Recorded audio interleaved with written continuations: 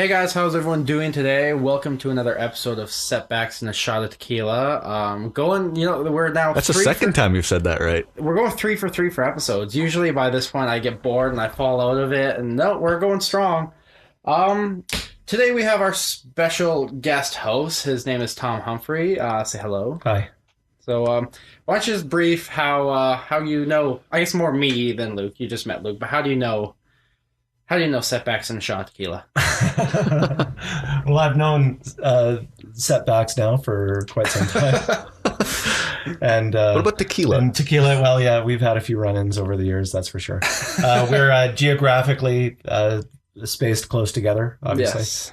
Been involved with your family for a number of years. Many I years. guess it is. And You actually went to my high school graduation ceremony. yeah, that was, about 9 years ago or something like that, I think. So long ago. Yeah. Oh man. I think so. How Yeah, long- it was, I can't remember if I had the chicken or the beef. I don't. I had I the just lasagna. remember I got so nervous I had to do a speech and I threw it all up right before my speech. Fun fact behind the scenes. If you didn't Really? know that. Yes, I threw up in the bathroom. And one of the people, I forget who it was, one of them who we were graduating with was like, yeah, so you doing all right? And I was like, better now. And then I'm pretty sure I walked from the bathroom up onto the stage and gave my speech. I'm so glad I did not have to do a speech. It was so much fun.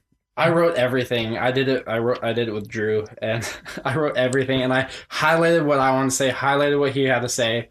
I put so much effort into it, and then I was like, you got there, and it's like, you talk really fast and kind of look down the page the whole time. It's like, and you kind of mumble your words because you're so nervous and you're scared. And then they cheers.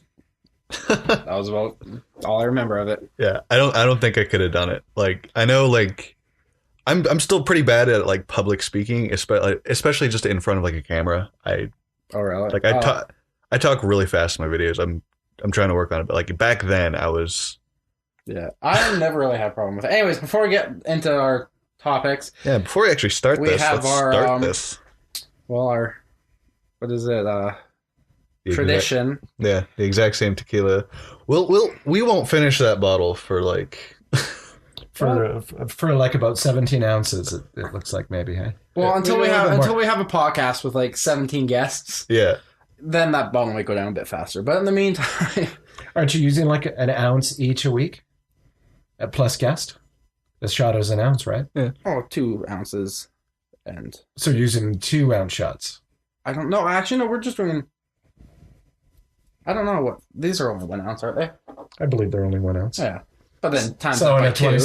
yeah, so you could go 13 weeks on that bottle unless you have extra people, consumers like me here. This turned into a math problem. If Yeah. Luke has, Well, if you're on a train Yeah. and you're going west, how much tequila can you drink between here and... Wisconsin. All of it. All right. Anyways, I guess I have to give my weekly toast. Today I'm going to keep it a little more topical.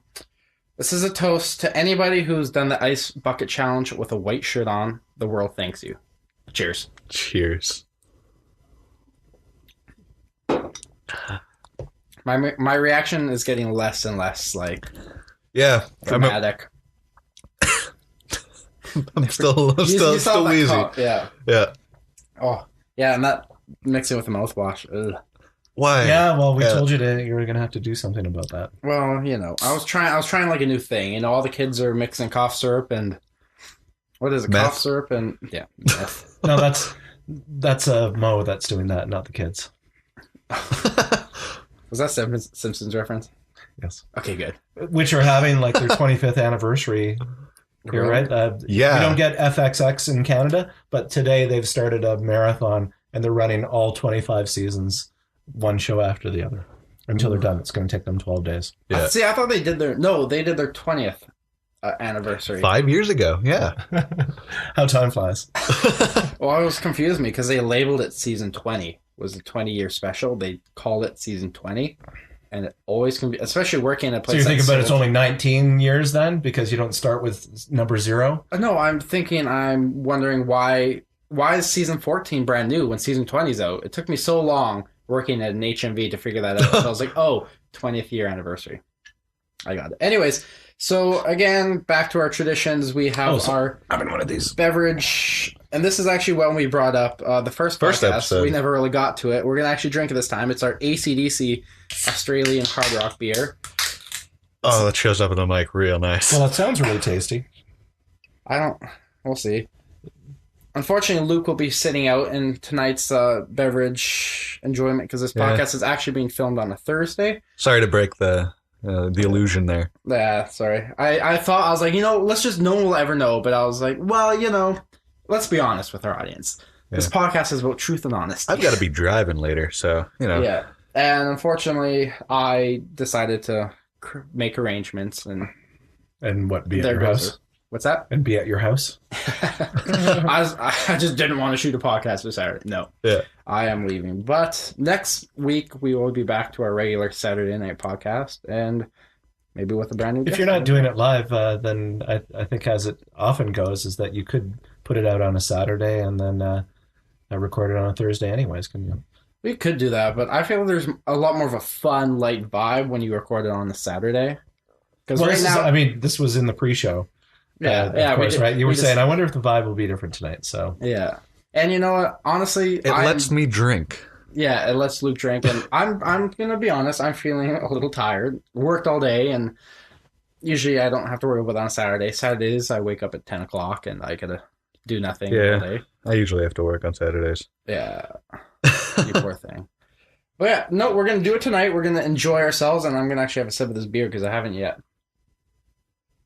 I should have brought in my Gatorade or something.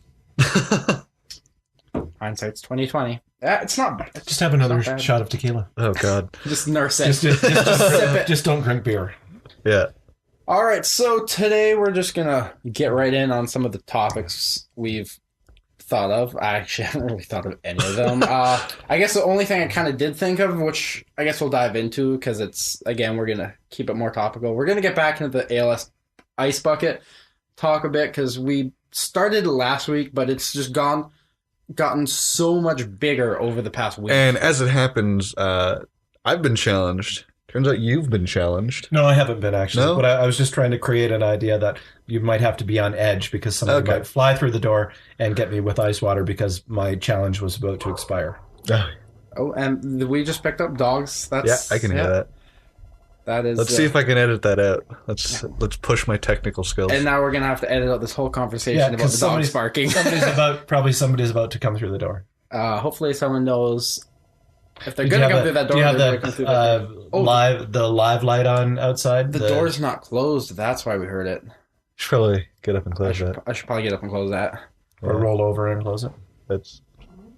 There you go. Well, that was just a sound effect, by the way. We're gunshots. We're really sounding professional tonight. Anyways, you back can to totally tell we're prepared for this. ALS Ice Bucket Challenge. Well, since I've already been, spoiler alert, I've already been asked if I could be a nominee for the Ice Bucket Challenge. So as soon as Luke does his, I in turn will have to do mine. Yeah. And since I now found out why is that? Because he asked me if I could be one of the people to nominate. He for some reason thinks he has to ask. I don't like challenging people without them like just out of the blue, like just telling like, hey, you got to do this now. I don't know. I just don't really like doing that. Well, are you talking about like the way that people are kind of putting people on the spot? Yeah, I like by saying like having a YouTube video and saying I challenge my grandma. To do it or something. Yeah, I want to make sure they're cool with it. Like I just don't want to get it like oh, I challenge you to do this. No. Okay. Yeah, that kind of throws that out the window. I've heard the term over the past week that there is some McCarthyism going on with this whole thing because you can't, you can't say no once you've been challenged, and it doesn't matter how much money you donate, you're still not going to the wall with the real crux of it, right? Yeah, that's the thing I don't like about this is that people are like, oh, well, why don't you just donate this, or why do you have to do the challenge? Why do people have to do like runs to donate money? Like, why do they have to do that to fundraise? It's just a fact of life that people need some kind of gimmick, like an incentive to donate money. Like, people probably aren't going to do it like without it. Yeah, that's true, but I think that's part of it because I should probably stop leaning back. My chair's extra creaky tonight. I think that's why it's become so successful, too, is because it's become this viral thing, and everyone wants to be part of it. The celebrity... Does everyone want to be a part of it, or is everybody getting brought along for the ride? I think a little bit of both. Yeah, as far as the people who like that kind of stuff, I guess more or less are really on board with it and excited about it. The people, it's making it hard. Then I have to awkwardly sit in my chair and not move. It's like 100-year-old rocking chair, so it's it's very likely it's going. It's actually a Walmart computer chair about a week ago, 2 weeks ago. Shit, take it back. It's already buy American. That's what they say. Yeah. I have to say, this chair is so comfortable. That you're willing to give it on the extra sound. It's so comfortable, you can hear it. It adds to the experience. Yeah, this week's podcast, the theme is going to be background noise.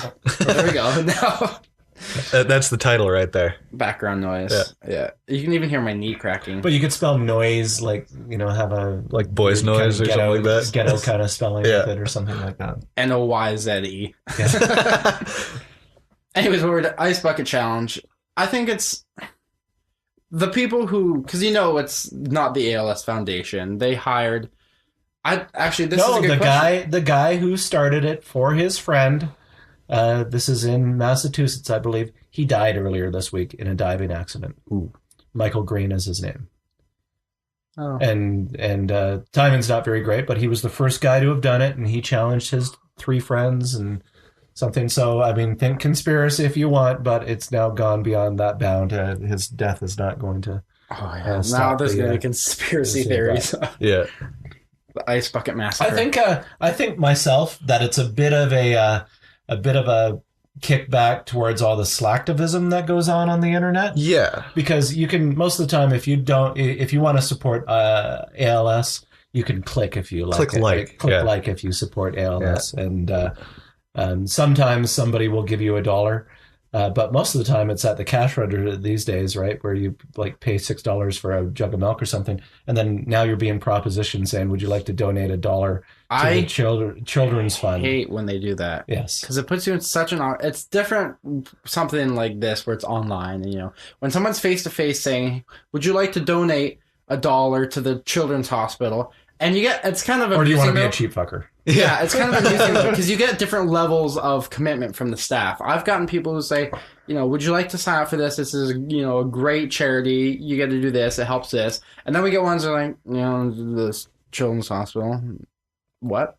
No, I don't. For the sole reason that you did not sell it to me one bit. You should say, but they want you to donate a strict amount. Now, if you could say, well, can I just round up my bill and you can keep the change from it? But I bet that's actually a good idea. Well, because it might sound cheap, but if they can't react to that, if they what if they said, would you like to donate $1? Actually, I'd like to give 50. Well, but they'd probably say, well, I don't know how to do that.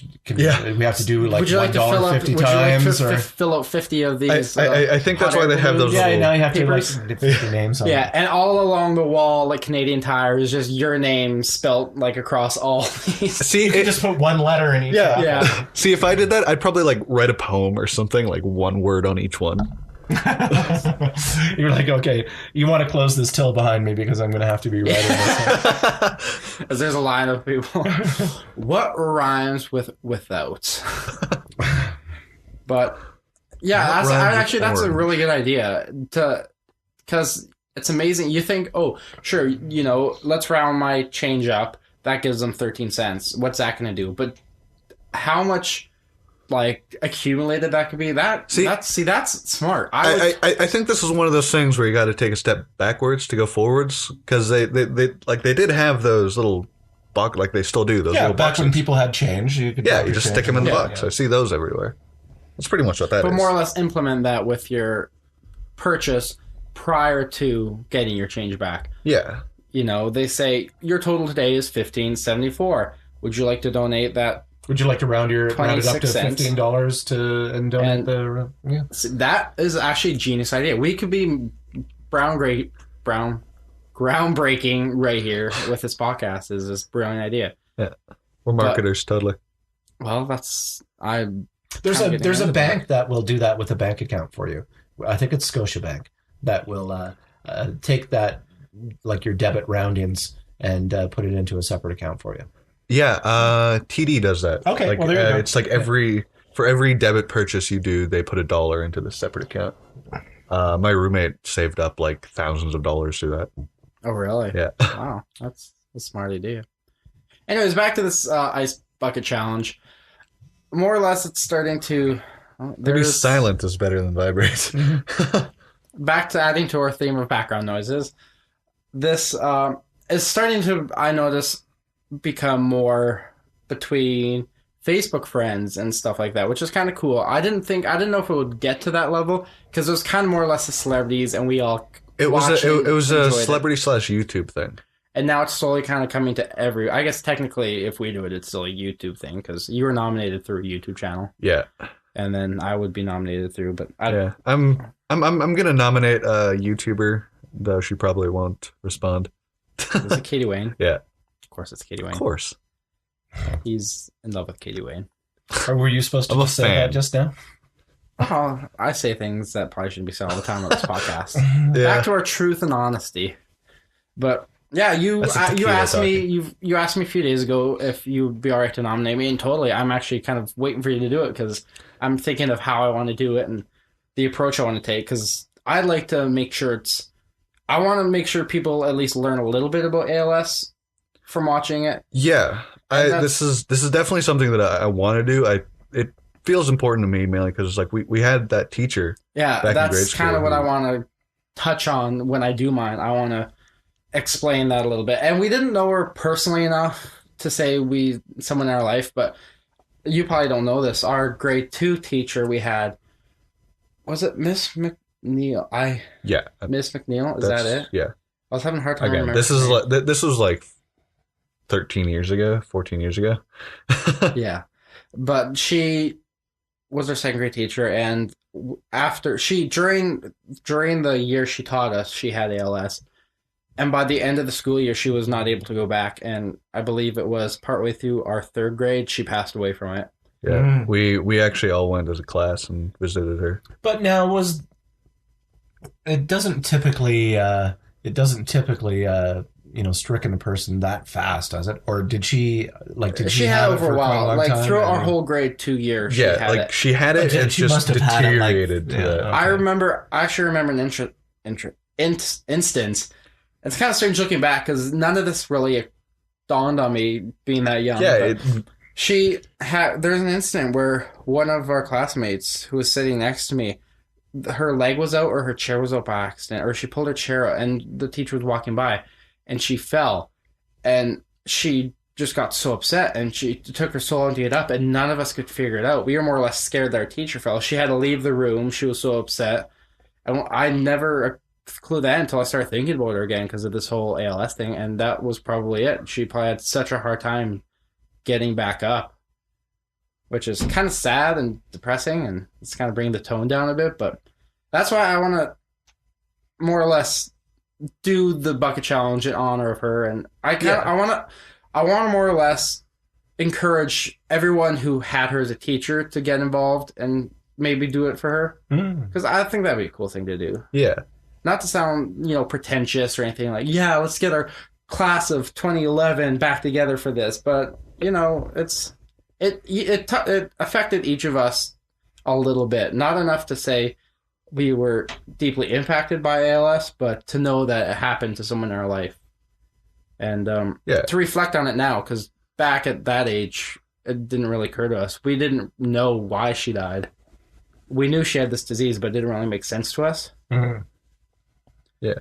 But anyways, we kind of took a bit of a somber note there. It's good to have I suppose a motivation for doing it, and it seems to make some sense that you have an association in your life. I mean, after all, it was originated by a person who had somebody who he knew intimately and directly from that as well. So it makes sense to do it from there, and that's really the center of the concept of raising awareness. Yeah, that's right? What it's about. That it touches something. Did you see? Yeah. Have you seen that video? It's going viral now of the one guy who does the ice bucket challenge, and it's kind of funny because it starts off he's wearing booty shorts that say "Kiss my ALS" on the back, and he's got this bra or bikini top on, and he's doing the challenge, and he's like doing a fake sexy car wash or whatever.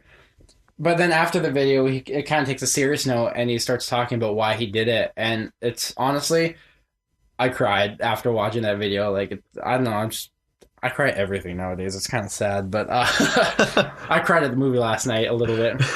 But it's pretty much, it goes into him saying how it runs in his family, and his grandmother has it. His mother is suffering from it right now, and he has been diagnosed within the past year having it. And honestly, watching that video, and it even shows footage of him taking care of his mother. And like he says in the video that his hands are starting to atrophy. I think that's how you say that, right? Yeah. And it's just looking at that and knowing that that's your fate in a matter of years is, well, I'm sure it takes however many years, but to know that's going to happen to you is just scary. It made me want to, watching that video made me want to do something that I don't think is in my power to do.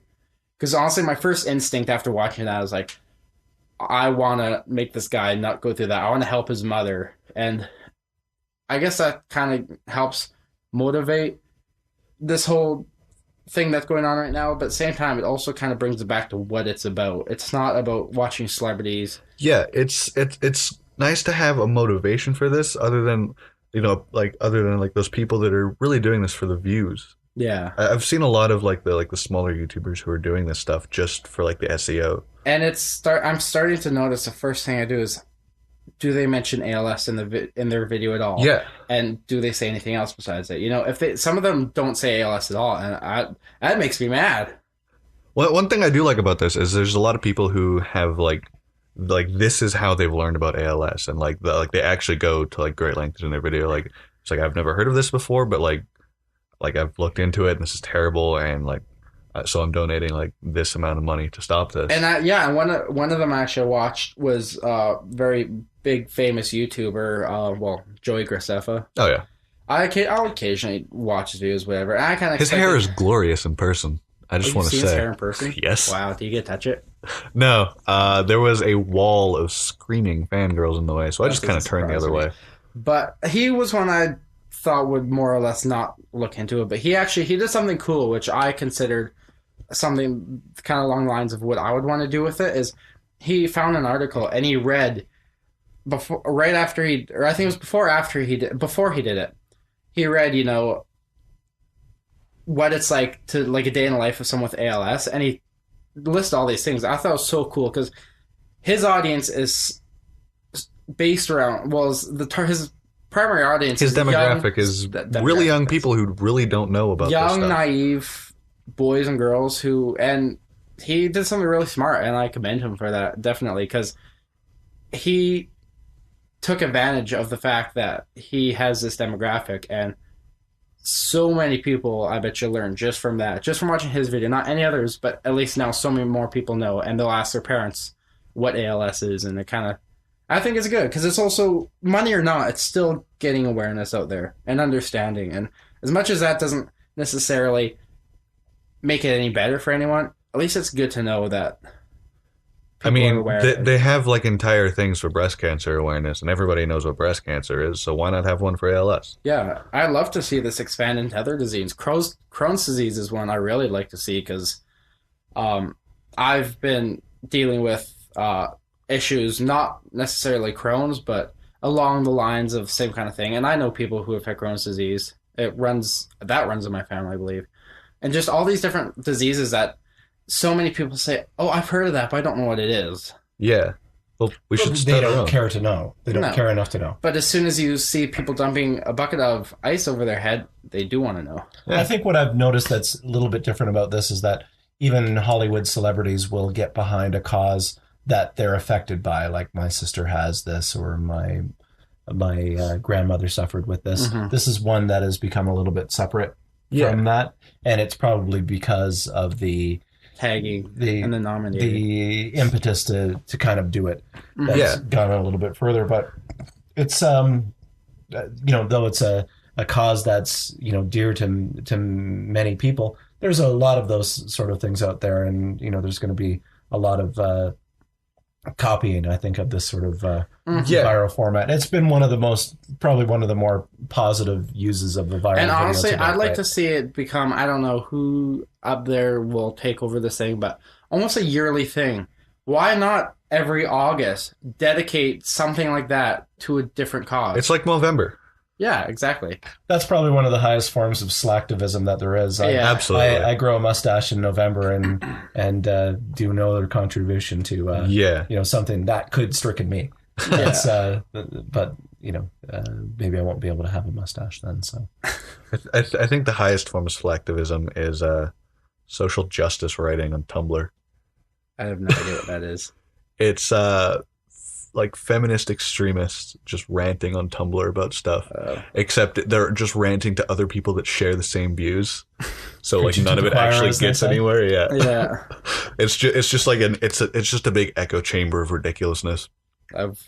It's hilarious. An echo chamber of feminism. Well, isn't Reddit a bit like that? Yeah. From what I could gather, like you go onto a channel for people that agree with what you're saying, like you pick your favorite sort of things and then hear even more of it. Yeah. Or see even more of it. Yeah. Read even more of it. Although one thing I think Reddit has going for it is there is such a strong like air of cynicism that like even if there is this like kind of circle jerk over like this certain thing, there will always be somebody who will point out the circle jerk and like bring up like a and different that person discussion. Gets destroyed. Surprisingly not. Really? No, there's always going to be these like negative comments like tearing down the circle jerk. Oh, yeah. Well, that's good. I'm not really familiar with. Do people troll on Reddit though? All the time. Yeah, and so they're always the people. For the past year on crackberry.com, there's always been the trolls showing up. And our podcast has gotten trolls already. Really? One troll. I'm kind of that when I posted a question asking for a question on the podcast. Oh, the first one? No, it was how many. No, I think that was the last podcast. How many idiots does it take to make a podcast? No, it was how many. If you could have any superpower, what would you feed to a hungry homeless man that eats blue rhinoceroses before midnight? The answer is purple. Yeah, Lisa let us know that the answer is purple for that question. But so I'm counting that as our first official troll. But speaking of trolls, like on Reddit, trolls actually get famous just for like how ridiculous they are. Like it gets to the point where like some they become the top comment just because like they become so well known and people are like, holy shit, it's that guy. It's the troll. It's irony has become very elegant in sarcasm in the age of social media because nobody ever has to face anybody anymore. And so you can sit back and poke holes in something forever and ever. Yeah. And back in the old day, you used to have to write a letter to the editor in the newspaper and then wait till it got published, and then somebody would react, and then just to find out it's a drawing of Dickbutt. Yeah. Is that, I don't know, is that everywhere on the internet right now, or is that more targeted to specific? I'd say Dickbutt's pretty much everywhere. It's. Do you know where that came from? No, I don't. Hold on, before we get into that, do you know what Dickbutt is? I've got some idea, but probably not what you're talking about. It's more or less replacing the troll face, I think, right now. Yeah, it's this joke where like. Are you gonna Google it? Something like that. Yeah, it's basically like an anthropomorphic kind of dick-shaped thing with a butt that has another dick coming out of it. Really? I never noticed a dick coming out of the butt. Yeah, that's the whole thing is off the back. Oh. But like the idea of it is that like it's supposed to be it's kind of like the Rickroll. Yeah. Like somebody links a picture or it's like this long drawn out like GIF or something. Yeah. Where like you don't know what's happening or you're expecting something else and it's just Dickbutt at the end. Yeah. Where that's from is actually it's this comic where I think this artist has like some great revelation over like tree conservation. Like he's like I'm never gonna waste another piece of paper again. So he goes to like write down some great artist or something. Just ends up writing Dickbutt. He's like, oh shit. I did what I said I wasn't going to do. That's what I love about our podcast. I just want to know, I'm going to step back with the conversation, to go from a topic of people we know with ALS and all this talk with this to the origins of Dickbutt. Yeah. Like, that's Dickbutt. When someone... Okay, I saw it. I get now so many questions. Don't be distracted by your phone. That was the first rule of what went on here. Come on. Sorry, my phone lit up and I have my timer on. Anyways, what I was saying was, one thing I get a lot now is, oh, what's your podcast about? And I always kind of say, it's more or less whatever we decide. It's more open conversation recorded. But now I think that's probably going to be kind of the base on when someone asks, what is Setbacks and a Shot of Tequila. It's such a hurt that I'm saying that. I'm going to say it's talking. It kind of takes you on a journey. You start with a conversation about ALS, and you talk about how it affects you, and you really get into the meat of that kind of conversation, and things Suddenly get emotional. you're talking about Dickbutt. And then, as next thing you know, we're discussing origins of the latest online troll. But yeah, that's. I think the important thing, if you're trying to be timely, of course, is that you do want to talk about what people are talking about this week, because so often, by the time next week comes, they won't be talking about the ALS Ice Bucket Challenge. Like the whole Robin Williams thing. That happened the day we uploaded our first podcast. Yeah, and now no one's really talking about it because this Ice Bucket thing kind of just completely overshadowed it. Yeah, which I think it ran its course. It had its week of people talking about it, but then I don't know. I think the Ice Bucket Challenge is. I think it's at least got another week of it. Oh, that definitely. Yeah, I think that has probably a few more weeks because now it's starting to get into. You're going to start seeing all your Facebook friends doing it. Yeah, and all your mom's friends are doing it. And the Robin Williams thing, it's moved on to tabloids where I think stories go to die. Yes, they've taken their natural course. But it'll come up again though because at award shows coming up, like awards and Academy Awards and everything, there'll be tributes to these people. Speaking of award shows, MTV VMAs are on this Sunday, and you don't know how excited I am about that. I am sad, not at all excited. But that's one of my favorite things. That's like a highlight of my TV time because I don't really watch much TV anymore. I'll watch the odd hockey game. I'll watch. When a few of my favorite shows come on during the fall and winter. But award shows is my thing. And as sad as that sounds, that's just where I go to. All right, so do you plan to live tweet from the red carpet during the Bunch Music VMAs? You're going to tweet VMAs. along that? You know what? One day, if this podcast gets enough of an audience and this podcast grows into something, I would love to report from the red carpet of any music award show. That or just anything. We'll set up a podcast right there on the red carpet, and every celebrity that walks by can say 3 words. We'll just keep the traffic going. Yeah. Right there. See, we have a goal. We see it in the future. Now, how do we... That's the end goal for live on location. Yeah, that's another thing. Or any location is what you're that's the first time you've brought that up. Yeah. We're not going to get into that. That's a concept we're bringing up. We'll tell you post-podcast. Don't want to give it divulge? Yeah, like it's in progress. It's in progress. It's a long ways to go, and we don't really want to divulge in case. Will it be in this bottle of tequila that it happens? Maybe. We'll see. Yeah, we'll like to. You'll have to maybe employ your superpower of procrastination to put it far off into the future for you. Yeah. That's one thing that I haven't had a problem with this podcast is procrastination because maybe you are all excited for this, yeah. I spend the majority of my workday thinking about it, what I want to talk about, and it's. Well, you know what's holding you to it compared to what you were doing last fall? Having somebody else engaging another person into it. Yeah, absolutely. And I had this conversation yesterday with someone. That it's, if one person starts losing interest, then the other person's kind of there to say, hey, let's do this. And it's a lot better to work with 2 people because you don't lose that motivation.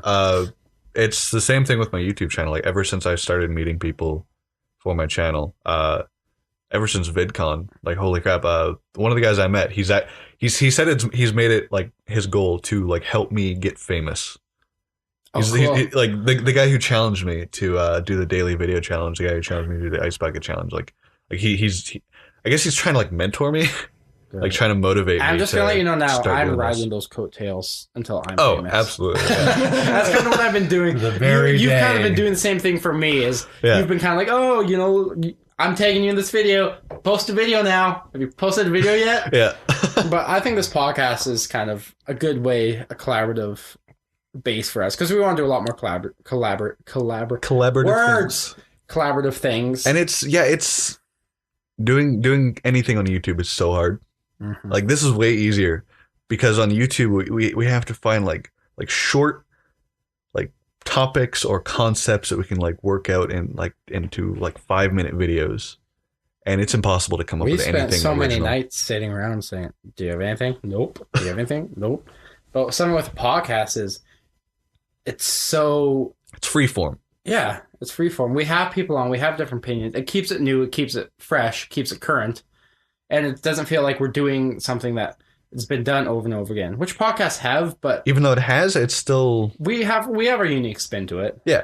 We have Dickbutt. That's something. what we bring. Nobody else has Dickbutt. Nobody else apparently. has Dickbutt. That'll be our Nobody does icon. dick butt like we do. That's our title. That's our title.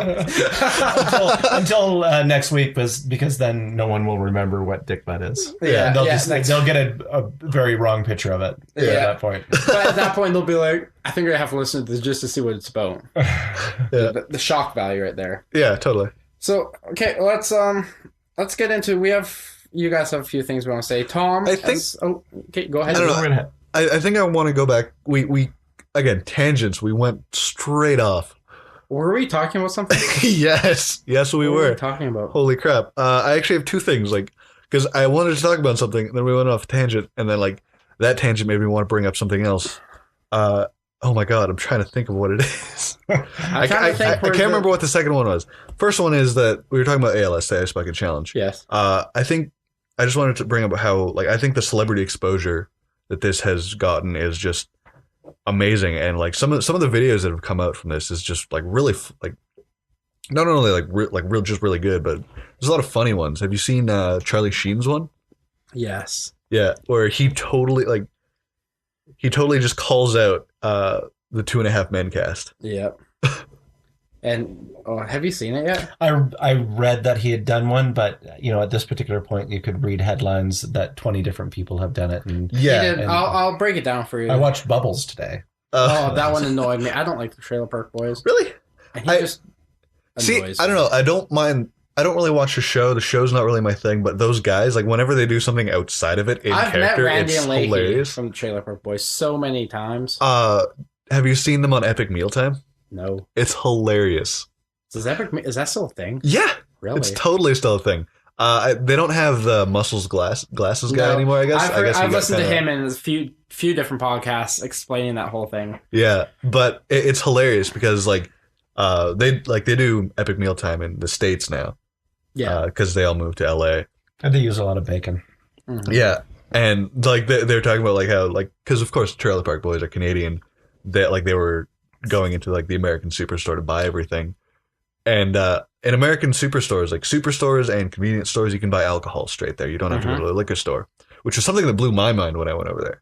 And for all our American listeners right now are like, why are they talking about this? Because here in Canada, you have to go to a liquor store, a separate store that you have to be legal drinking age to get into.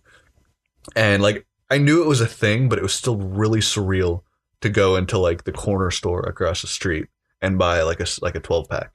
A beer, yeah. But it does vary by state. Access does vary by state. Yeah, of course. When we stayed in Minneapolis, we ended up on the Wisconsin side of the river.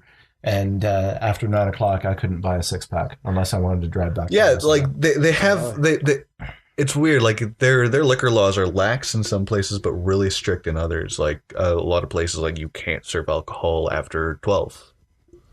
But Las Vegas, I'm pretty sure is you were just that wouldn't be a very good place to gauge any sort of vice access. I want You to go can- to Las Vegas You can so get bad. pretty much what you want when See, you want it. I could go to Las Vegas. My parents are going, and I could go with them. But honestly, I'm saving all my money for Anaheim next year.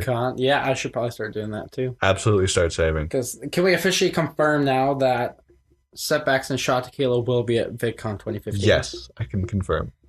And I will too, because I probably have to go too. 'Cause I've got I've got half a dozen promises saying that I'm going to be there to half a dozen people.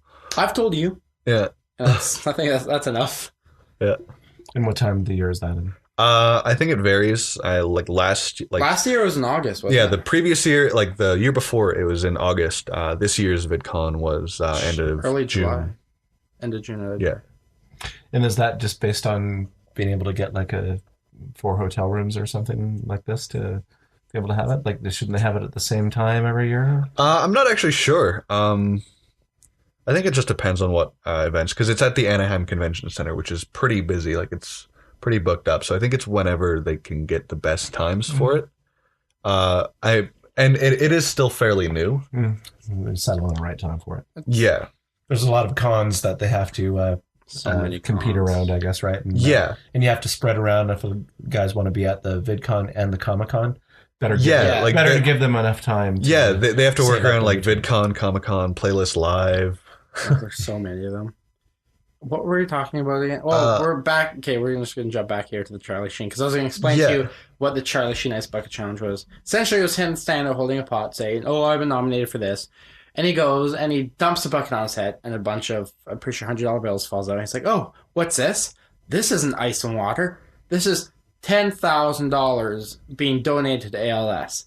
Ice melts, money does something. 2.5 Men," and he listed the people who said... it was John Cryer, Chuck Lorre, and Ashton Kutcher. He's like, "I challenge you to do exactly what I just did." And then, like, cut to black. Oh, I see. So he didn't actually use the ice water then? Mm-mm. No. He just straight up donated 10 grand. But that's... He called out them to do, like... He's like, "Let's see if you can donate 10 grand." Yeah. As like a bit of a fuck you. Well, don't they have like all millions of dollars? Like he probably did he like $10,000? $10,000 is a Saturday night for Charlie Sheen. Yeah, so but what about the ice water? Yeah, I don't know. That's a good question. There's a lot of people who because even if you do the ice water, you're supposed to give $20, aren't you? $10, I think. Well, if he did the ice water, he'd probably snap out of his cocaine high. He didn't really want to do that. Yeah, he doesn't want to get sober. Because people are, from what I've really seen, that people donating money, regardless of the amount, are still doing it. It's still taking the weak second from actually dropping the ice water on. Yeah, I know a couple ones that I watched actually. I saw the Game Grumps do it.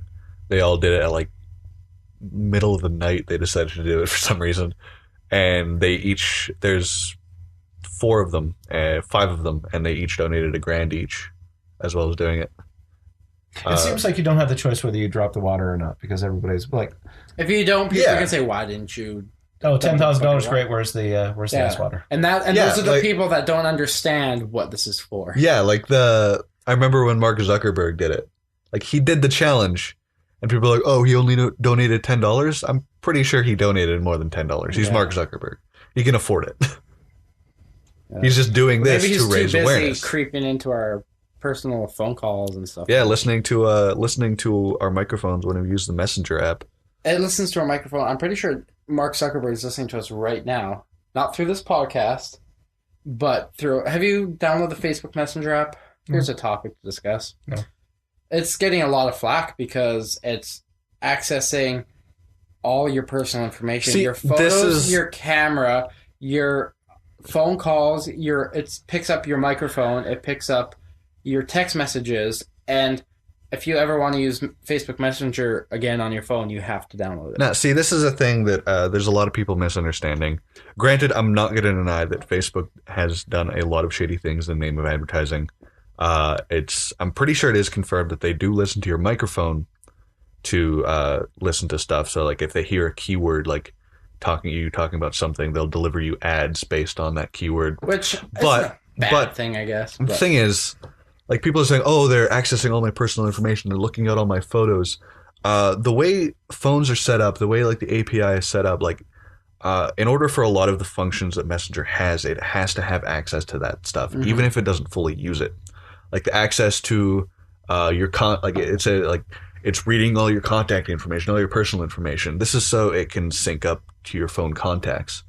So it can, because one thing Android phones do is it actually links all the phone numbers you have. It cross-references them to your Facebook, and then automatically creates a contact. And mine does that little loose. Well, you both have Android phones, so it and probably has equal capability. It doesn't do it. The reason it needs access to your pictures is in case you want to upload a picture. Like in case you want to send a picture to somebody, it needs access to the pictures. If you tag a contact in Google Photos, then that person can become the face of their contact. Yeah, exactly. Like it needs to read your phone.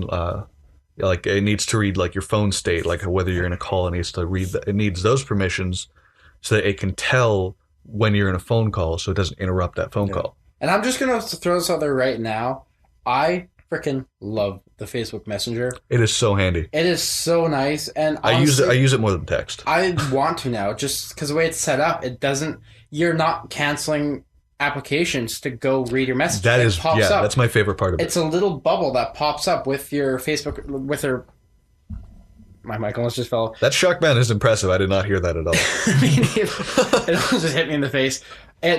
A little bubble pops up of the Facebook friend's profile picture, and you just click it, and it brings up a little window on top of whatever you're doing. You could be watching a YouTube video; it'll pop it up on top of your video. It won't even stop the video. It'll just pop it up. You can read your message, reply. It'll close up. You can keep the little bubble there on your screen all the time, or you just drag it. It'll get rid of the bubble, and it'll re-pop up when you get your message. My BlackBerry's had that forever. It's called a headless app. Yeah, and it whenever I get a message or an email or whatever, when I'm open, it just gives a little thing across the top, which I can touch and go into, or I can just close it and ignore it. See, no, all phones do that. Like my phone does that too. Where you can. It's certainly not a new thing, but it's definitely the smoothest. It's the most widespread use of it that I've seen yet. Mm-hmm. It's like the most. For some reason, I don't see a lot of popular apps using it. No. I see the occasional like third-party messenger app that like sometimes pops up like on your screen, like when you get a message. But other than that, like I don't see many apps using it. Yeah, and I honestly enjoy using it, and it's getting a lot of flack because it's people just assume it's the government trying to swoop in on our conversations and trying to. We've been letting the governments into our pockets for ever since smartphones have been around. So people are just get their asses in a sling because we're being told that it's happening. Yeah, it's just a little more obvious. Yeah. And my opinion is, I don't care if they see what I look up on the internet or they see what I say to people. Yeah, because there's not one thing that I've done that if someone sat me down and said, "Did you do this?" that I would say no. Because whatever, I look up what I look up. I say what I say. And I don't care. I mean, I'm probably on a couple watch lists. I'm not going to deny that, but I don't know. I'm way too. Wait, watch list for what? Who knows, man? Anything. I think the collection of anonymous data is just so huge that none of us mean anything to it. No.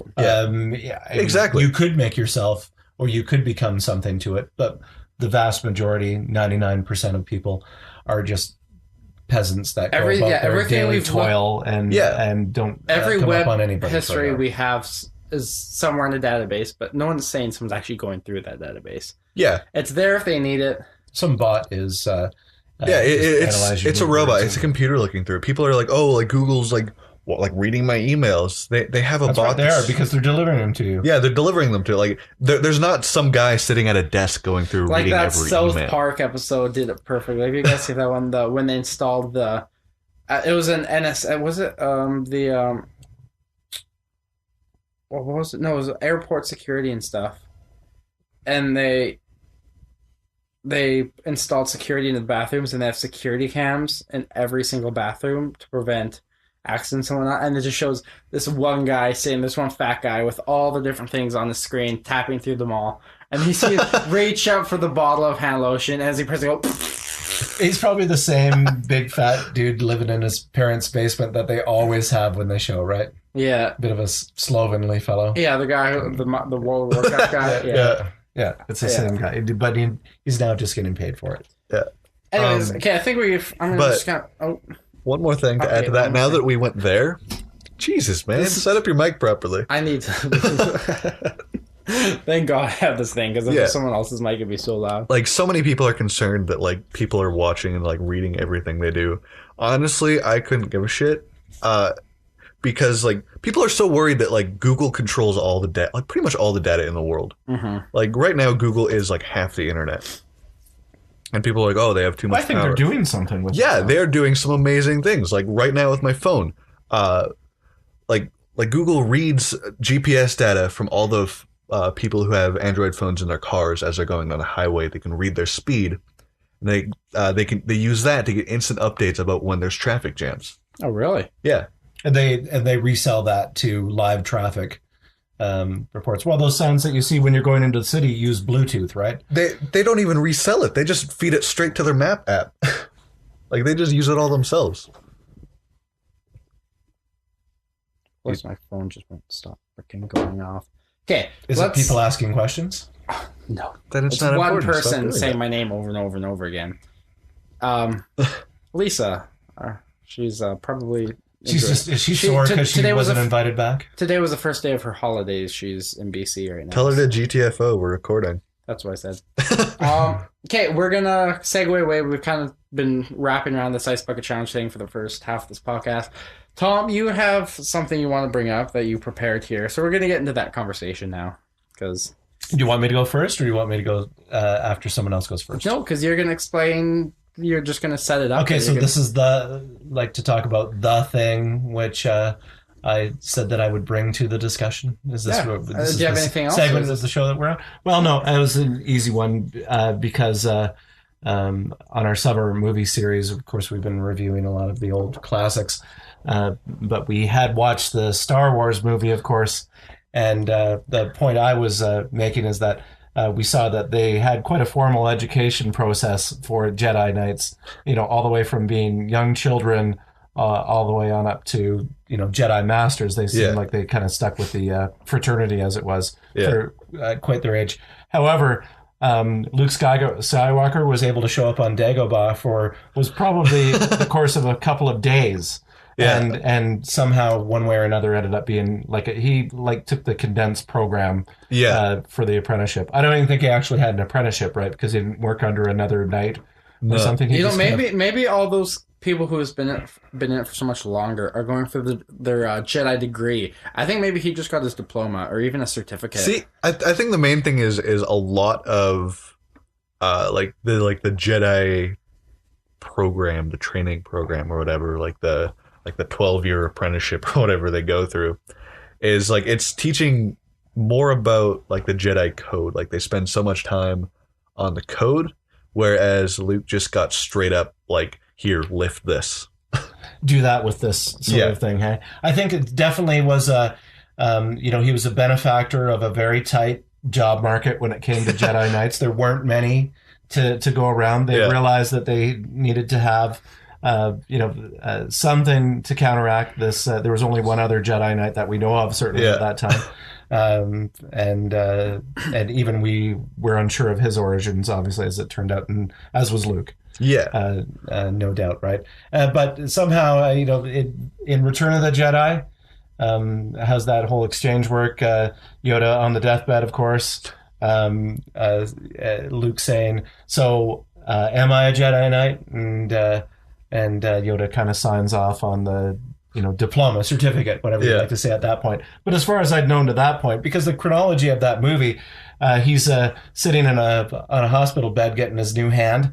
They're looking, overlooking that nice window view of the galaxy, and they're literally getting ready at that point to go and rescue Han. He's in the carbonite for not very long. Prior to that, he's he's doing his little bit of a training stint. So he seemed to get it in 2 or 3 weeks, right? How long? How long sort of time there do you think that? Well, I know that I think it's stated that Han spent 2 years in the carbonite. Did he? Yeah. Oh, okay. I think according to the novelization, the official novelizations of it, it's 2 years. I know I read this side thing where it's actually Han in the prison cell after he got unfrozen, but before they actually escaped. He's telling his story to this monk or something. And it's for the past 2 years I haven't been up to very much. Yeah. Just about 7 or 8 feet on a wall. Yeah. But no, it's actually 2 years. And one thing I always found interesting, I didn't actually get this pointed out to me until recently, is that it's not actually something that becomes obvious until you watch until you're familiar with the prequels and the whole more of the lore of Star Wars. Something that actually, I think, have you heard of the machete order for watching Star Wars? I might have heard of it. Sure. There's a fan thing that you can watch the optimal way to watch Star Wars is drunk. Yes. Because that's how I watch Star Wars. Since I was 7. Yeah, you go episode 4, episode 5. Mm-hmm. Then you go episode 2, 3, and then 6, skipping 1 entirely. Because let's face it, 1 has 0 plot relevance to the entire thing. Everything that they set up, all the character development, all the character introductions that they set up in the first one, they completely reintroduce in the second one anyways. The only thing you miss out is about 60% of Jar Jar's lines. No, way more than that, I think, right? Yeah, but well, one of the biggest incongruities that you get, of course, between the first and second movie is they go from a little boy played by Anakin is played by a little boy to obviously somebody who's probably, you have to guess, 17, 18, 19.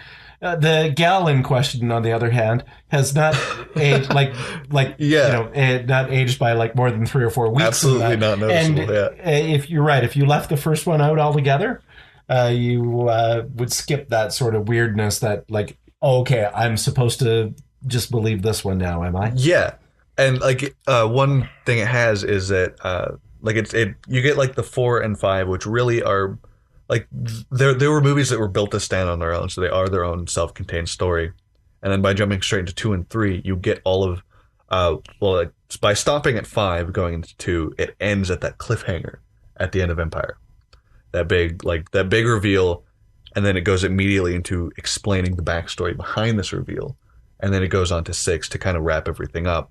And one thing that going from the prequels into 6 is that, when Return of the Jedi opens up, it's not immediately obvious, but it's set up that Luke is starting to turn to the dark side. Because he was wearing dark clothes? Not only was he wearing dark clothes, but... He started wearing a mascara. He straight up force choked somebody in the first scene. Like, it's showing that, like, without, like, the years and years of training of how to keep it peaceful. How to keep it peaceful. He's like struggling between he's struggling between like light and dark and like he's like on that balancing point. And it's like it really is like a kind of a central theme of that movie, how like he has to struggle between like his friends and like his like how like Vader is there that entire time trying to turn him, and like he has that like defining moment at the end where like he almost strikes down the Emperor like right there in like cold blood, and then but like eventually like kind of, I wouldn't say redeems himself, but like turns away from that. Who, Luke? Yeah. Do you think that they could have teamed up and beat the Emperor? I think the Emperor probably had something in plan for that. Yeah, he had something. It was absolutely part of his plan. I think what would have ended up happening is he would have got Luke to strike down Vader instead and took Luke as his apprentice. Well, yeah, I mean, everybody always talks about trading in for a younger model, right? Yeah. Just for the record, guys, I am still here. I've just honestly, I'm pretty sure I've seen all the Star Wars, but I can't say I've watched them more than once and totally paid attention to the full storyline. So I'm just letting you guys kind of have your conversation. I read a lot of the books. Just wait, like once we get into the Game of Thrones season, it'll be so hard for me to shut up because we're dedicating a full episode to Game of Thrones. Okay. The Saturday that the show's coming back on, or prior to the show coming back on, actually, because we record Saturday, the show airs on Sundays. You illegally download it on Monday. I watch new episodes on Monday. I do. We'll have a recap episode. Maybe we'll even do the week before, so before anyone sees, because then they'll see a new episode before. But we'll do a recap episode, give you a chance to actually catch up on the show. Sorry, I'm getting ahead of myself here.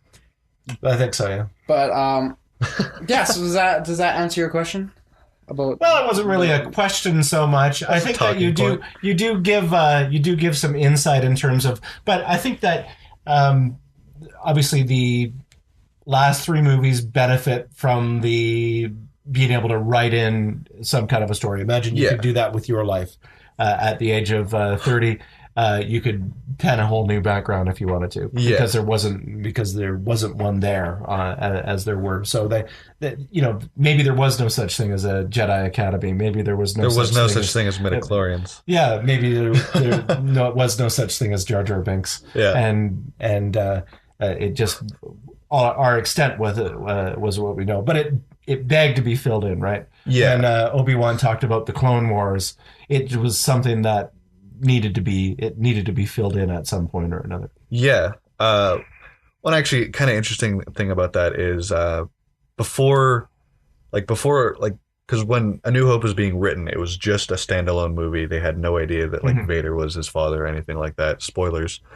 If you haven't seen it, Brad. Yeah, if you haven't seen the most well-known spoiler in the history of spoilers, apart from Rosebud, it was his sled. Rosebud. Is that the movie? Yeah. Yeah, I've never seen Citizen Kane. But before, because originally Luke was just supposed to be an orphan that was living with his aunt and uncle. He was supposed to have a mom and a dad who just weren't there. And I think one of the original lines that's cut out of the movie is Luke's talking to Red Leader, and Red I can't remember the name of the character, but Red Leader was supposed to say oh yeah, I flew with your dad in the Clone Wars. He was an excellent pilot. I'm sure you'll do fine. And then even though that's what Obi-Wan says that in his the best star pilot, in his hut in the desert. He says your father was the best star pilot in the galaxy. Yeah. Which we see some. That's what I liked about Clone Wars movie and the Revenge of the Sith. Right. The opening scene of Revenge of the Sith is one of my favorites. Was an excellent fly movie, and the battle at Geonosis is my favorite scene. Yeah.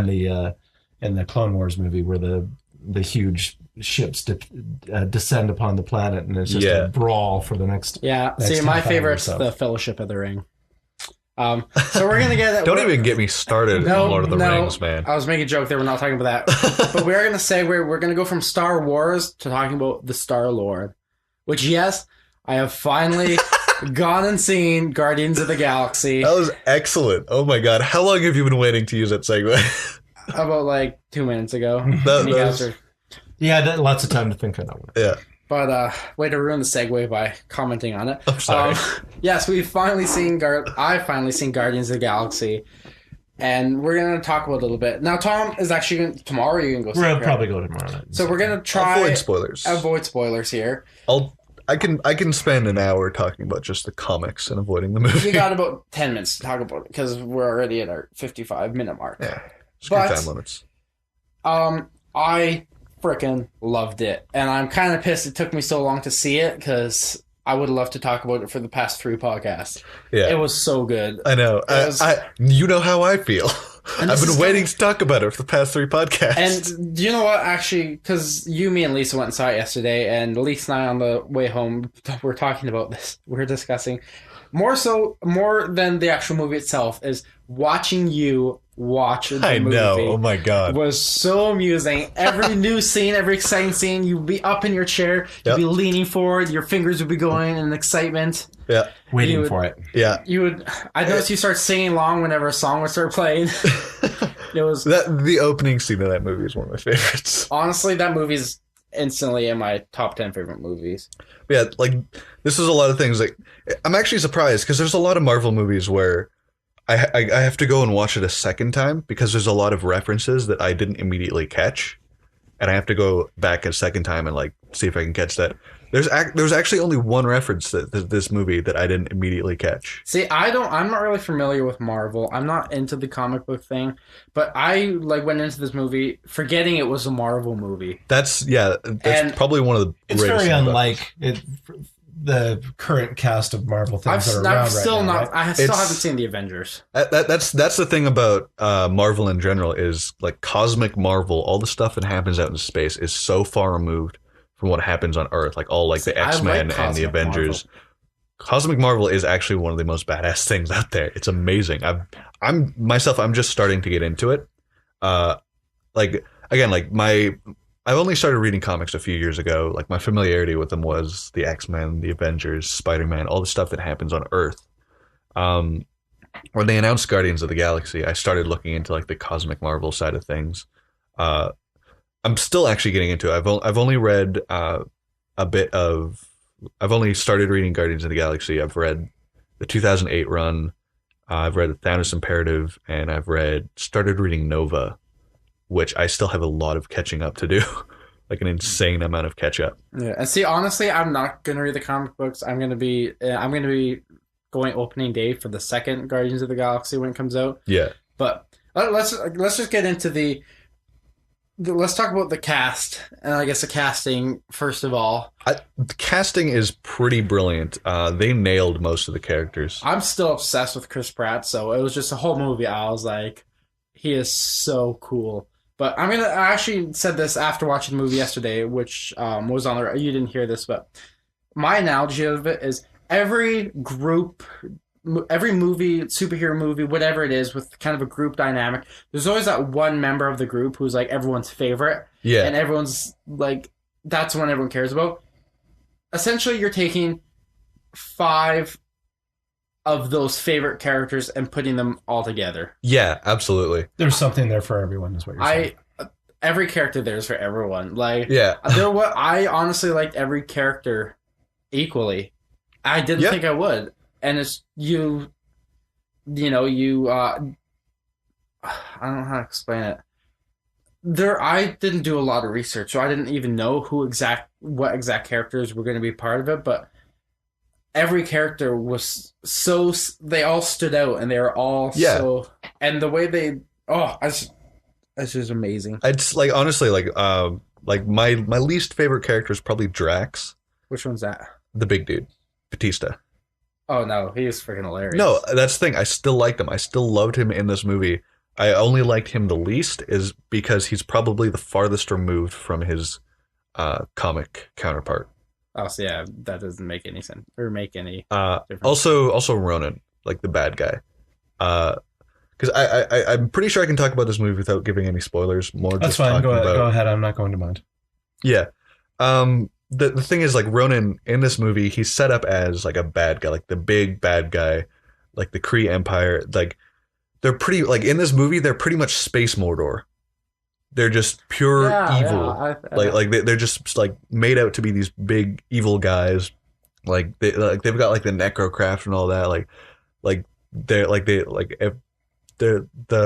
Their soldiers look undead almost. Like they're just made to be. Are they aliens though? They're all aliens, yeah.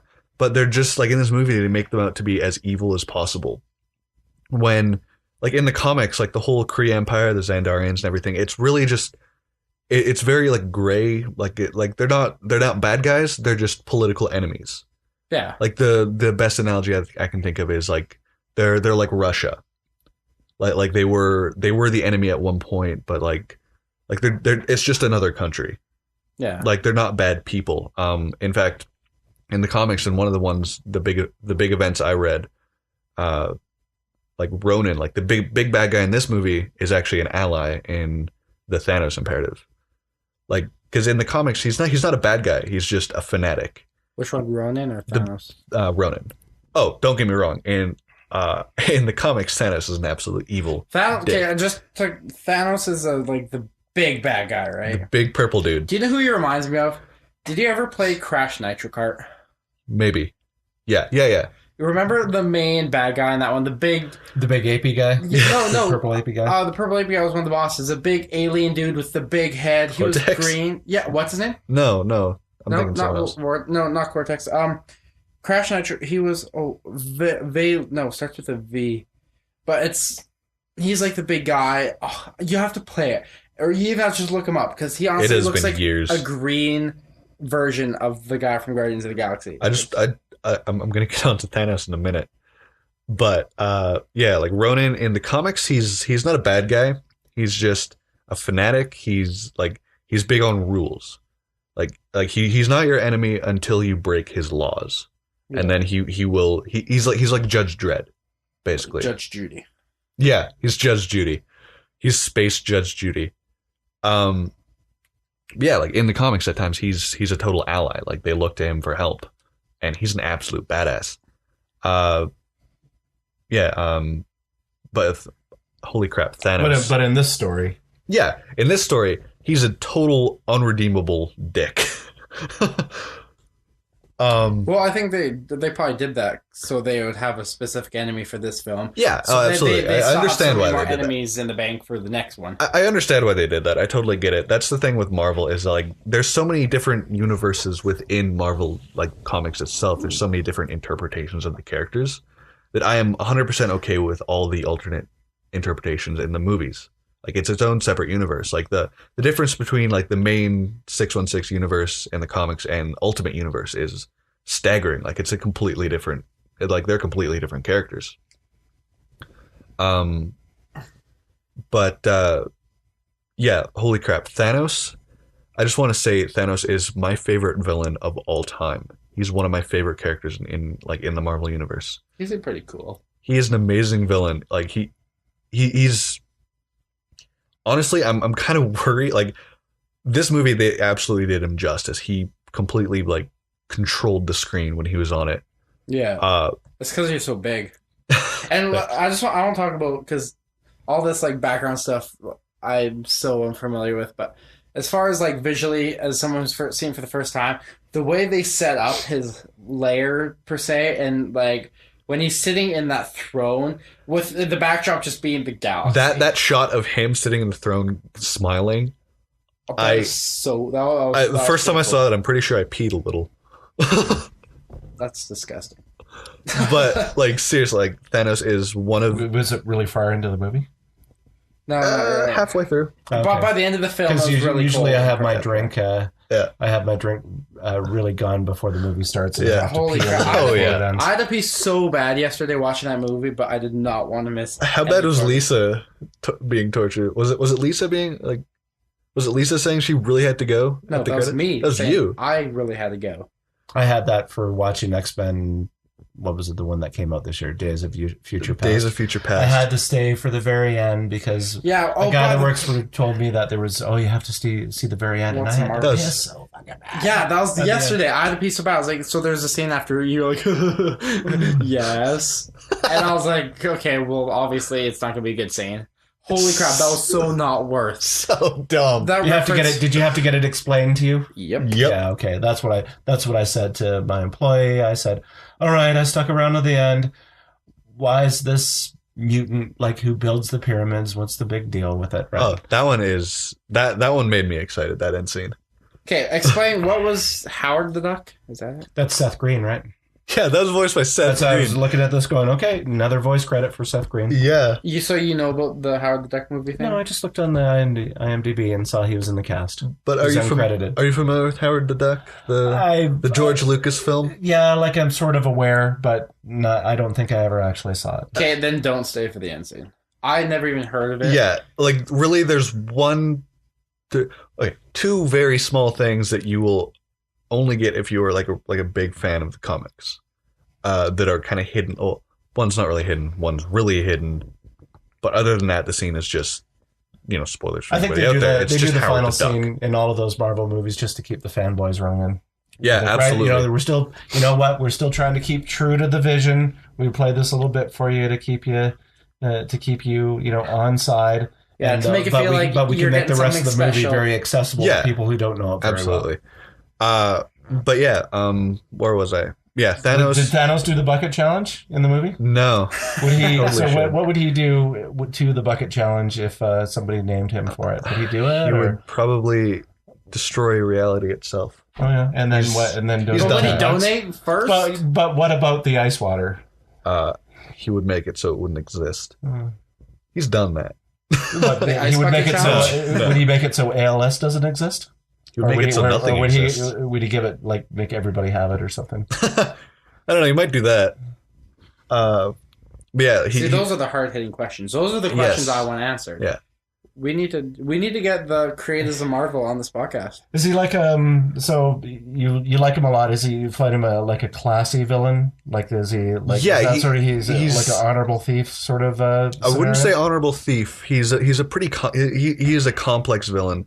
Like they managed to make him out like he's the ruthless, like violent psychopath that just wants to destroy everything, but they make that complex and layered, and they make it like an interesting conflicted character at the same time. So he doesn't necessarily want to do that, but is he compelled? Does he have a reason why? Do you know the reason? Oh yeah, absolutely. Yeah? What's the reason? Is that a big spoiler? Not really. It's kind of a spoiler in the comics, but it's like it's pretty much a well-known thing about his character in that one of the I don't know. I could go off on a big thing about his backstory. Don't, because we're running out of time. Okay. Well, I'm a little bit interested. Though. Yeah. I mean, can you sum it up in like 40, I can try 40 to words? I can not like did somebody kidnap his puppy? Not quite 40 words. Basically he's an outcast for his entire life. Okay. He's royalty, but like his parents tried to have him killed. And he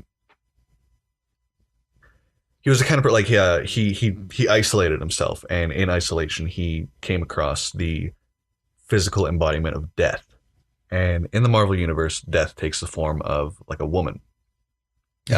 He spent a lot of time just kind of hanging out and talking with her, like getting to know her, and he eventually fell in love. And his way of winning her affection is by bringing death to everyone. But the thing is, like the whole like his entire life, he's been worthless. He has, I guess, like the best, simplest way that doesn't quite do it justice to explain it is he's got I guess crippling self-esteem issues. Even though he can have everything, none of it's still worth it. It's not enough for him. It's not enough. It still doesn't bring him what he wants. And he seems to have the means. He has the means to get what he wants. In the comics, he actually ended the universe. Like he destroyed the universe, but it still didn't bring what he wanted. Was that the end of the comic book? No.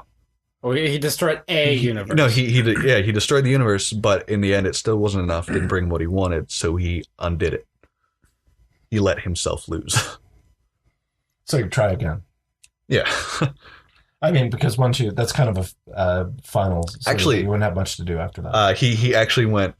There's a Thanos run of comics. It's like 9 issues or something like that. Thanos and Friends in 2005, where he actually went he went on like a bit of a soul searching journey throughout the universe to try and find his purpose. And like it's interesting because like he got really into Jimi Hendrix and stuff. But it's a really interesting series because like it's like literally like a year before in the comics time he was like the end of the universe. Like he was the thing everything feared, and now he's just kind of like going through like as like a pilgrim, like not really harming anything, just trying to find purpose and like just running across everything in his path. Well, after a while, if you like destroy the universe on a number of occasions, people just don't take it seriously anymore, I guess. Yeah. You're just going to undo it anyways if he does it, so it's hardly much of a threat. Yeah, a couple of things I do want to bring up before we end this. Well, before we get to our closing segments. Yeah. A couple things that, one, this isn't really, again, a spoiler, but it's something that I think would add to the viewing experience. You know that dog that's wearing the spacesuit? Yes. That's a main character in the Guardians of the Galaxy. Really? Yeah, that's a primary character. So it'll be appearing in the future films? I hope so. They might just do it as like a little cameo shout out because it is kind of a ridiculous character. I got when they showed the dog, there was quite a bit of reaction. I kind of was like, it's a dog in a spacesuit, clever. I didn't really read into it, but that's okay. That's good to know. In Guardians of the Galaxy, he's the team leader. He is the Sam Jackson of the Guardians of the Galaxy. The dog. Oh, he's a really intelligent, telepathic Russian space dog. So there's no Chris Pratt in the comic books? No, like Star-Lord is a thing, but like Star-Lord is Captain America of the Guardians of the Galaxy, where he's the lead, he's the team leader, but he's the one out on the field. The dog is the one that's like back at base, like coordinating everything. Oh, we're not gonna get into that. I think, but you also have to keep in mind too is that Chris Pratt is playing a character in the Marvel universe. Oh yeah, I know. They're not marveling Star-Lord after him. Yeah, oh no, I know that. But yeah, his but isn't there like a raccoon? Raccoon is one of the main characters, so it's not too out of the line to think that a dog may also carry a major. But yeah, his name is Cosmo. He's a extremely powerful telepath that sent the Hulk into a coma. Yeah, he's an absolute badass. He's one of my favorite characters. He's the head of security of Nowhere. That big head thing. That was so cool. That's one of the things where I hope they're setting this up, is because at the end of the movie, Cosmo's just kind of wandering around Nowhere, and Nowhere's in the movie is a lawless kind of. It's like a lawless, like it's like Mos Eisley of like Guardians of the Galaxy. It's just like a lawless hellhole filled with outlaws, right? And scum. Yeah, a wretched hive of scum and villainy. Yeah. In the comic, it's basically it's like a neutral ground, kind of like a space UN. It's where a lot of like important like dignitaries and stuff like gather. It's like neutral ground, and Cosmo is the head of security of this place. Mm-hmm. So what I'm hoping is that they somehow set it up so like they go back to Nowhere, and Cosmo's like taken up shop and like completely like renovated the place. Cosmo's the dog. Brought order. Yeah. Okay. Yeah. Like a Deep Space Nine. Yeah. Okay. Well, I feel like I'm the evil timekeeper, and I keep cutting. You are an off. evil timekeeper. But we have a schedule. Why do we have a schedule? Because people don't want to invest an hour and a half into a podcast. The best thing about it is that it has a pause button. Yeah. You have to go off and do something else. You can. That's true. Say it. I do want to bring up one more thing. Okay, one more thing. Okay. The thing is, like in the comics, like the cast in the movie is not the full Guardians of the Galaxy. There's there's quite a few other characters. Yeah, I got that. I didn't even know, members. But I had a like X-Men, right? Yeah. Although like there's not nearly that many people. There's just thinking now, like they do have most of the Guardians in the movie. There's there's like 4 other ones that are like main characters, 4 or 5. They are totally hinting at bringing one of the other characters in, which is a character that I didn't think they would actually bring in at all. And it's something that I guess they've been setting up since Thor 2. Because there's the Collector, the big creepy guy with all the like who fancy art. Yeah. Yeah. You can see it in Thor 2. You can see it in Guardians. I haven't seen Thor 2 yet. It's a big green cocoon kind of thing. There's like this big organic looking gross pod. In the comics, that is the cocoon of a character named Adam Warlock, who's an extremely powerful like magic user, who is one of the core members of the Guardians of the Galaxy.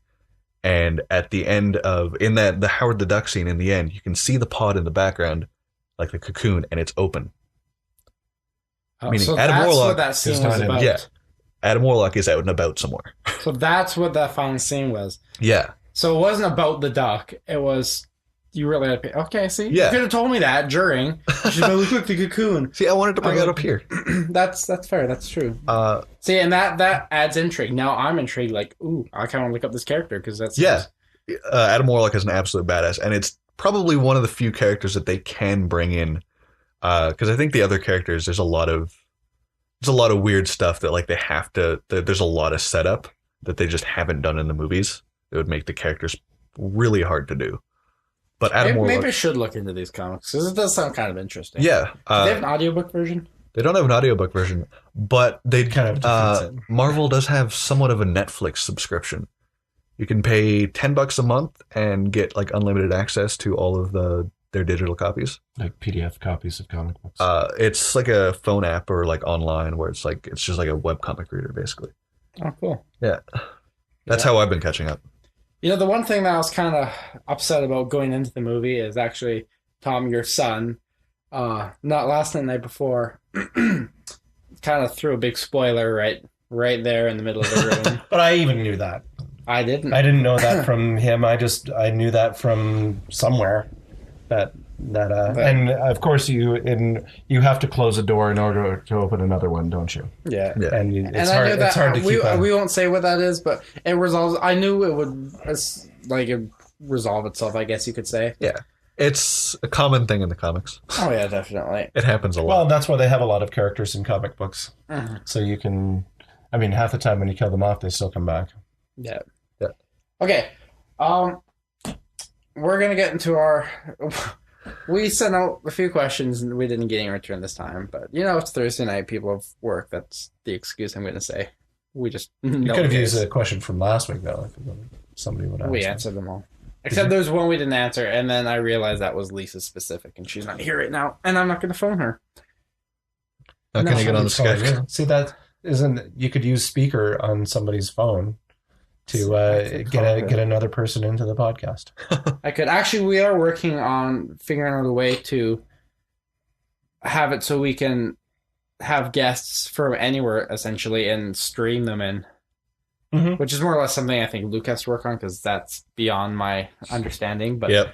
I'd love to do that because I think it's so easy, especially with Twitter and stuff, to reach out to people who would give an hour of their day to do it. So that's something I'm excited about. I do know one person already.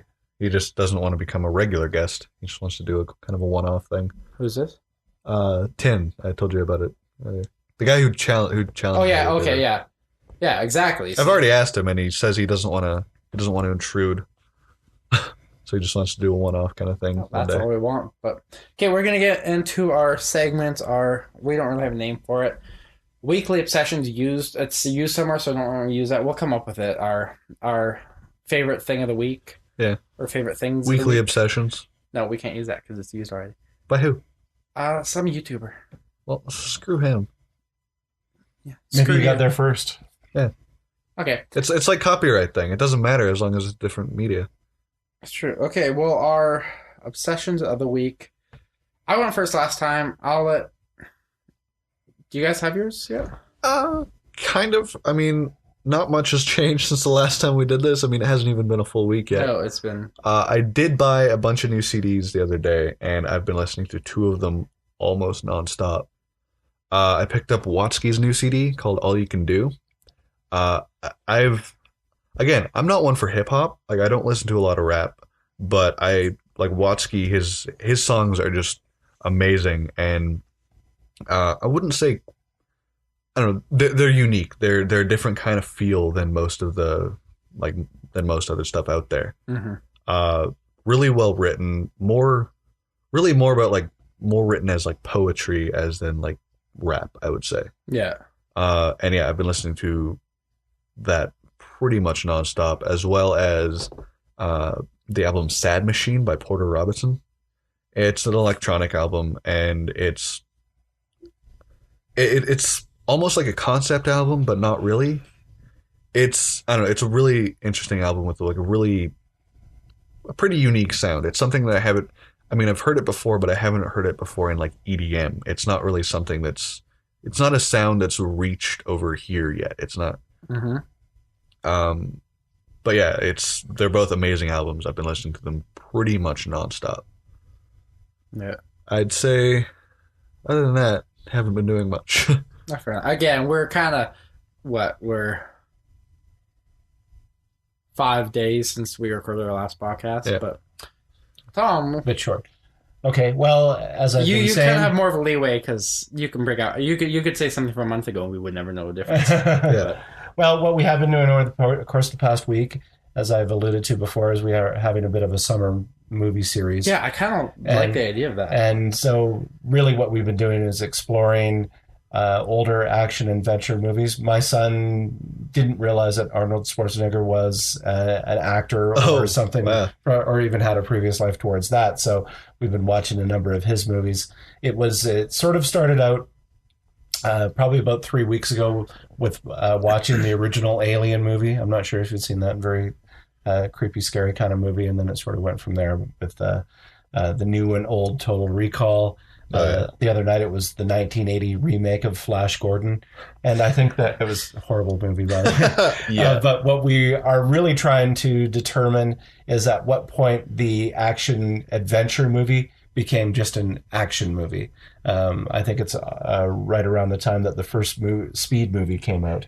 Yeah. It went from something that was not terribly, or something that had a lot of plot or tried to inject some plot in between the action scenes, to just from the moment that the start-in bell rang, that it was just action from beginning to end, not too much sucking from there. And those movies, typically, I imagine the movie you just finished watching last night didn't have a lot of quiet scenes in it compared to the noisy scenes that it You'd had. be surprised, actually, I think. Yeah. It's definitely an adventure. Yes. Mm-hmm. I'd say it brings back. It's a lot of people have compared it to the original Star Wars. Mm-hmm. Actually, the best analogy I've seen for that movie is it's Star Wars where everybody is Han Solo. Mm-hmm. That's actually a really good description of it. Right. That seems to be the moniker of a lot of the Marvel superhero movies, right? When you're trying to put like four of those people in the same room, there's always going to be a little bit of a problem trying to get them following into line. Mm-hmm. That's what I thought was interesting about the Avengers movie. Iron Man hands the whole thing over to Captain America, right? He says, Captain America, you, when they're fighting the bad guys at the end of the Avengers movie, he says, Captain America, you take the lead on this one and tell me what to do. And that was where they really solidified as a team, realizing that somebody's always got to be the boss. Yeah. There's definitely that moment in Guardians. Yeah, definitely. I guess I have so many. Well, I don't have so many. I have 3. 2 are pretty brief. Well, actually, they're all pretty brief. This Monday, Taylor Swift did a live stream. Just wait. Did a live stream with some big news. No one knew what it was up to this point. And she announced her new album coming up, and she also released her first single and her first single music video. Oh boy. I, honest to God, have probably listened to that song 60 times at least since Monday. Keep in mind, I'm like a huge Taylor Swift fan, and I'm not ashamed of it one bit. But I love it. Like, I just love it so much. It's been stuck in my head constantly, and the music video is so... Have you seen the music video yet? I've seen the white girl parts of it. The white girl parts of it. Oh, I think I know. Anyways, but it's just... Even she said in the... I guess I'm a fan, so it's kind of different, but even as she said during her live stream, is the concept of the video is that I want to take 200 professional dancers and throw me in the middle of them. Yeah. And it's just so well done. And it's amazing. She has so much fun with it. Yeah. And it's just, and she's, the idea behind this album is it's going to be a full pop album, no country aspects, which is, people are giving her flack, but let her do what she wants. But it is so good. I remember everybody go out and like buy the single or even listen to it, because it is like the most amazing song ever right now. But again, I'm like that with every new Taylor Swift song, not gonna lie. Yeah. The second thing I want to mention is another song that I'm not ashamed to admit I like is the new Ariana Grande song. Have you heard it? No. Free with Zed? No. So good. It kind of took a little while because originally I was kind of like whatever, but it's grown on me so much. It's another song that's just been stuck in my head constantly. I'm okay with Ariana Grande. I watch her for the plot. On Sam and Cat. One of my coworkers quoted this. He said, she's attractive enough to masturbate to her music, and this was in reference to, I think, Taylor Swift. That was probably one of the most like interesting. Like, I don't know. I have got to use that. Yeah. So, but she's like, who wouldn't be attractive enough to qualify that with? I guess that's true. I guess it's more or less the idea of a male. Susan Boyle. Well, somebody's probably works for somebody. Yeah. Never float your boat. I know, she's really talented. And the third thing, I guess, is kind of along the line. You've kind of been doing your summer movie marathon. Mm-hmm. I'm doing my summer buying movie marathon. I haven't essentially watched them all yet. I'm kind of been watching them throughout the week. Because what I do is I download all my movies and TV shows, but all my favorite movies I want on Blu-ray just because I want to have good quality and I want to have, I want to have a hard copy of them. And I've been looking out and trying to track down all my favorite movies, and some of them I've bought that I haven't watched yet. Some of them I bought and I watched. One of them being 127 Hours. I watched that. The first time I watched that movie was on a plane. Really? Yeah. I love that's I think my second or third favorite movie ever. I just the fact that one character can just keep the movie so entertaining. It's just I absolutely love it. That's the one where Seth Rogen and James Franco they have like 4 or 5 days to find some weed or something, right? No, that's Pineapple Express. Oh, okay. Thanks, guys.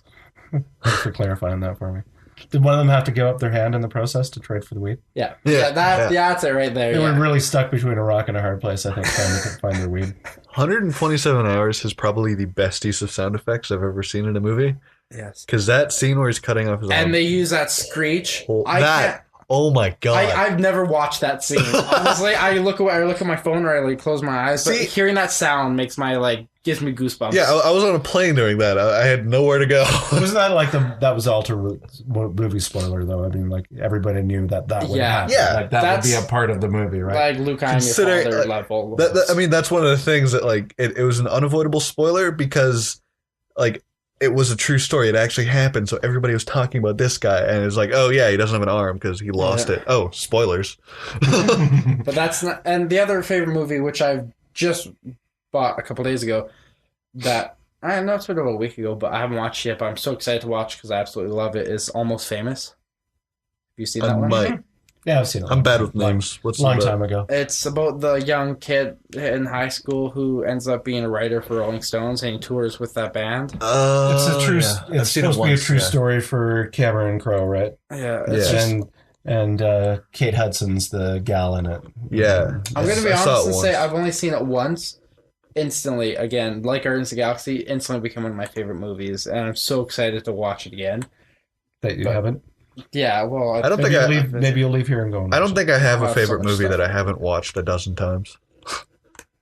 And for the record, I guess the final movie, which is my number one favorite movie, again, I'm not ashamed to admit it, is Pitch Perfect. I've watched that movie probably 50 times, and it's just the most. It's just so freaking hilarious. Like the cast and I'm not even sure what it is. You don't know what Pitch Perfect is? I don't think I'll ever get there myself. I have certain movies that whenever they're on the TV, I will watch them, regardless if I just watched it 2 weeks ago or a week ago. And there's other ones that I think I want to see at some point or will see, but I couldn't go like 2 steps out of my way to bother to do it. Yeah. My dad sat down and watched it, and he admitted that he really liked it. So just if you want, talk to him about it. I don't need to get too oversold on it. I'm sure it'll come across at some point. It'll come on TV one day, but or on Netflix or whatever it happens to be. But there's a lot of stuff that's that you want to devote your time to. But I'm a lot like that with television shows. There's a lot of stuff that I would probably enjoy watching, but I just don't want to invite it in. Yeah.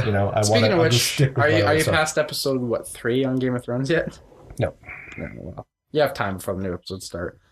Anyways, guys, I think this about wraps it up. We're running again about an hour and a half. Yeah. But whatever. Seems to be let's just make that the running time instead of limiting ourselves to an hour. Yeah, then at 2 hours, then you can be, we're only a half hour. Yeah, exactly. Yeah, next thing, this is very similar to me and my alarm clock. Well, my alarm's set for 5:50. 6 o'clock, 10 minutes, it won't make a difference. I have to set my alarm clock half hour to an hour early just because of that. I have to do that too because that's just, I don't like thinking about that. It just gets me upset waking up in the morning. Yeah. Does it? Terrible. I have to stay in bed long enough for it to either go off so I can shut it off, or I have to shut it off before I go into the shower, or else it'll be going off while I'm in the shower. And Tom, being actually, you used to be my boss at my previous job. Mm-hmm. You know very well how bad I am at getting up and being somewhere on time.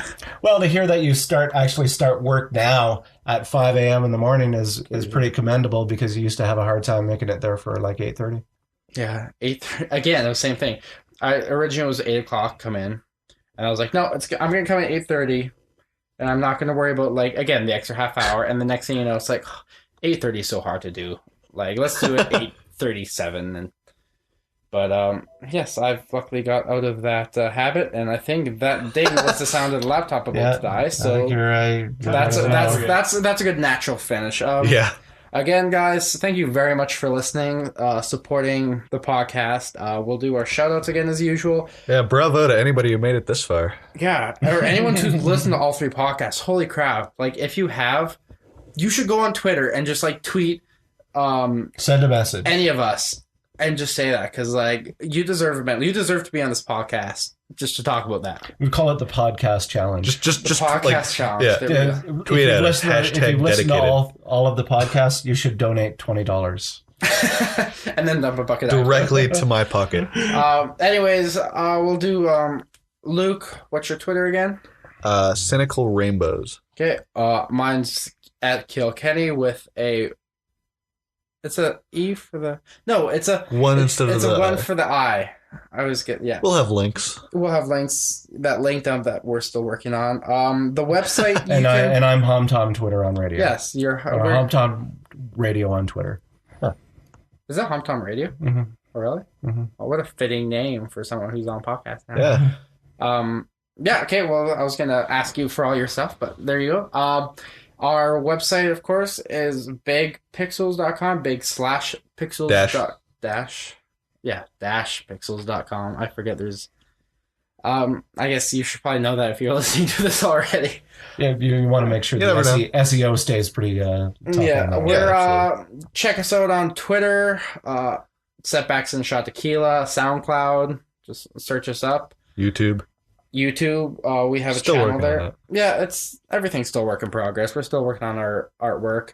And follow the podcast on Twitter, which we're trying to get a little more active, which is at big_pixels. And any other shows? And you can check out my YouTube channel, Mr. HomTom. Yeah, do that. Yeah, we have a guest who actually has a YouTube channel. Yeah. It's kind of cool. I guess we could have probably got a little more into that. But unlike last time where we tried to record do the tags and everything, and it's like... oh, man. See, I could have taken someone for that video. But any parting words or any final thing you want to say? How did you feel it went? Did you have fun? Did you enjoy this? Yeah, very enjoyable, guys. To anybody who's kind of waiting in the sidelines and not sure if they think that they could handle the third mic chair, just give it a try and see how it feels. Yeah, it's relax. It's, you're a member of the group, and we'll definitely have to have you back on because there's actual things that I'd like to discuss that we didn't even get a chance to get into, and it's not like you live very far away. No, keep the schedule open. And you know what? The fans might just want you back. Yeah, let's see if they. If one fan comments, you definitely have the voice for it. I gotta say. Yeah, if one fan comments and says, "We want to hear Tom again," you will literally have 100% of the audience wanting you back on the podcast. So, yeah. Anyways, guys, as always, thanks for listening. We will see you next week, and have a great day. Yeah. Bye. We're out.